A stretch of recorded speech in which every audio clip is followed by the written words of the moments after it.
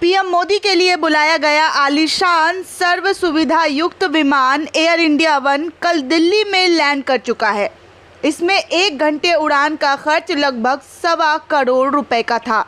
इसमें वीवीआईपी के लिए विशेष स्वीट और हर वो सुविधा मौजूद है जो अमेरिका के राष्ट्रपति के विमान में मौजूद होती है। दरअसल हम आपको बता दें कि 2 विमान बुलाए गए हैं। दूसरा विमान दिसंबर तक आने की उम्मीद है। इन दोनों विमानों की कीमत लगभग 8,500 करोड़ रुपए की बताई जा रही है। इन विमानों में हवा में ईंधन भरा जा सकता है। अमेरिका ने इन दोनों विमानों के लिए खास रक्षा प्रणाली दी है। इस प्रणाली की कीमत है करीब 1,300 करोड़ रुपए। देश की आर्थिक स्थिति अभी ऐसी नहीं है कि इस खर्च का बोझ अभी उठा सके, फिर भी ये महंगे विमान मंगाए जा रहे हैं। फिर भी आपको बता दें कि अंधभक्त कहेंगे कि इसमें क्या गलत है।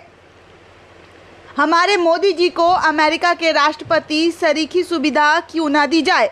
वैसे इन्हीं अंधभक्तों को एक बार ये बोल दिया जाए कि भारत में भी अमेरिका की तरह हर परिवार को कोरोना काल में 40,000 रुपये मासिक भत्ता दिया गया था। उन्हें तुरंत याद आ जाएगा कि अमेरिका तो विकसित देश है और भारत गरीब। वो अपने नागरिकों को इतनी सुविधा कैसे दे सकता है। लेकिन जब मोदी अपने लिए ये विमान खरीद रहे हैं तो उन्हें ये सब बिल्कुल याद नहीं आएगा। भारत में कोरोना काल में हालात ये है कि सरकार के पास, एयर इंडिया के पास कर्मचारियों के प्रोविडेंट फंड और टीडीएस तक जमा कराने के लिए पैसे नहीं है। रेलवे में पेंशन फंड में डालने के पैसे नहीं है। रेलवे कर्मचारियों को कोई बोनस नहीं है। कई राज्यों की सरकारों के पास स्वास्थ्य कर्मियों को तनख्वाह देने के पैसे नहीं है और डॉक्टरों को देने के लिए सैलरी भी नहीं। कई जगह 6 महीने से अधिक हो गए हैं उनके अकाउंट में सैलरी आए हुए। यही हालत देश भर में संविदा शिक्षकों की है। कल एक मित्र ने कमेंट बॉक्स में सूचना दी कि जेआरएफ देने के पैसे भी नहीं है। फेलोशिप अनिश्चित काल तक के लिए स्थगित किया गया है। इसके अलावा हर सरकारी एवं अर्ध सरकारी संस्थानों के कर्मचारियों के वेतन भत्तों में या तो कटौती की जा चुकी है या जल्द ही किए जाने की योजना बना रही है ये सरकार। मोदी सरकार पूरी बेशर्मी के साथ राज्यों को जीएसटी मुआवजा देने से भी इनकार कर चुकी है जो उनका हक है।